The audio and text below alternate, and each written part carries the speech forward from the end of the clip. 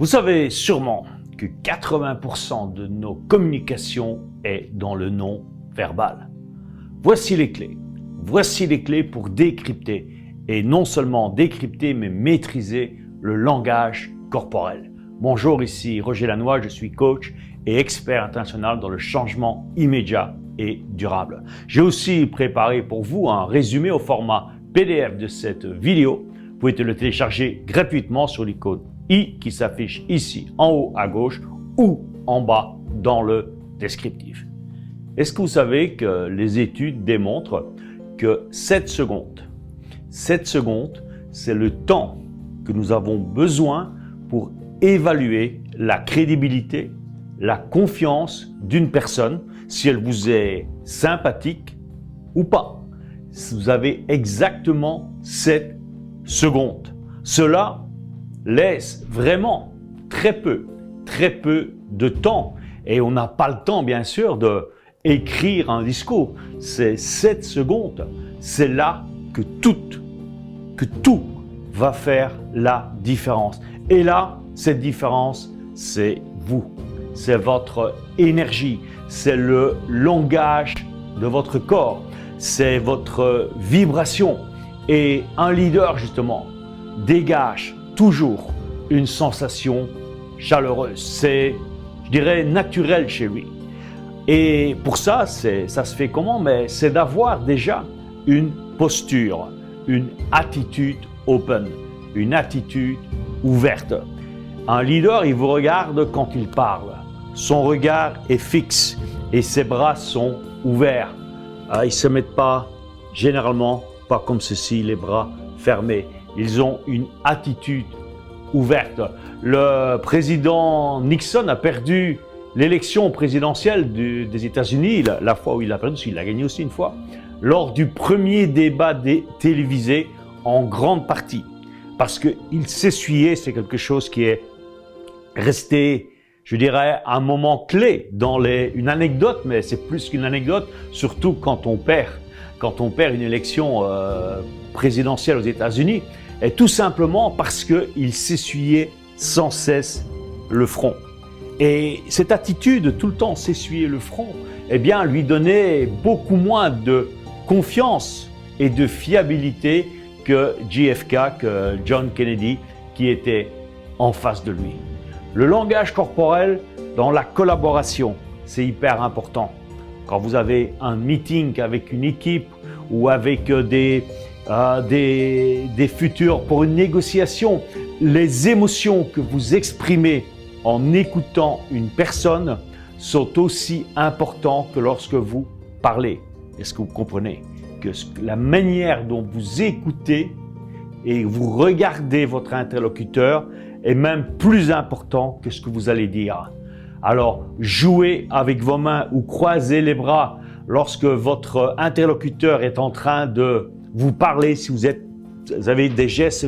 Parfois, vous voyez ça, j'exagère un peu ici, mais quand vous voyez ce type de comportement, eh bien, la personne en face de vous, inconsciemment, va se sentir exclue. Et elle aussi, par la suite, va se fermer.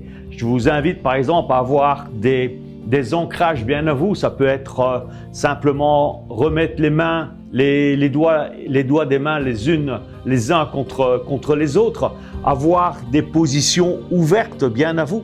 Par exemple, personnellement, moi ce que j'aime beaucoup, c'est quand j'anime des séminaires et que j'écoute une personne, j'ai un ancrage à moi dans lequel je suis à la réception, à l'écoute et me mettre dans la vibration de la personne qui me pose sa question, mais c'est simplement celui-ci.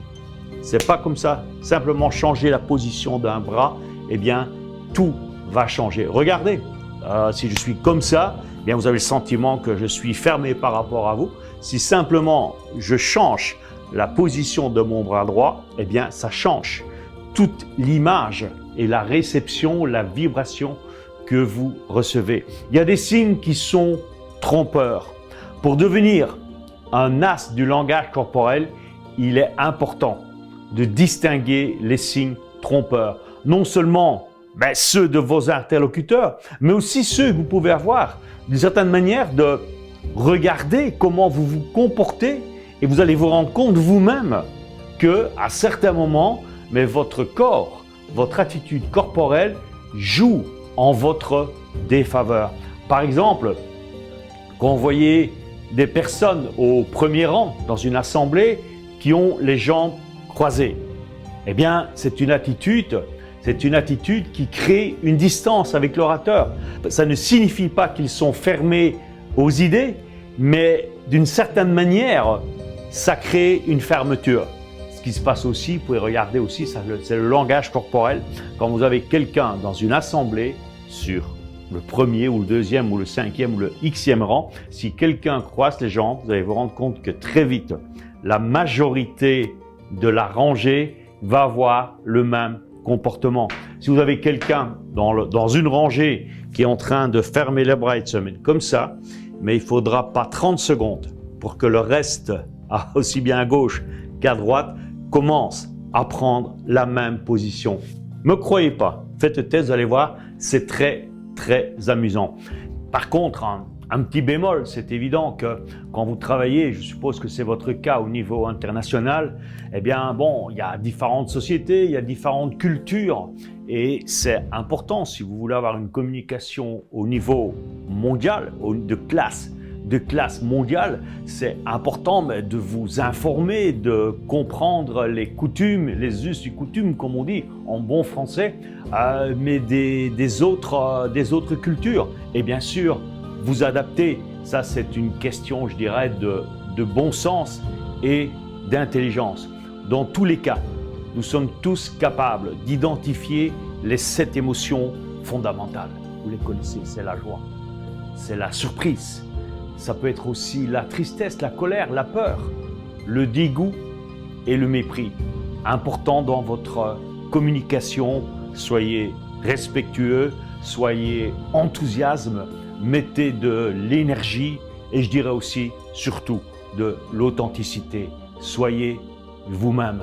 Si vous avez une question, laissez-la simplement ici en dessous dans les commentaires et je me ferai un plaisir d'y répondre dans une prochaine épisode.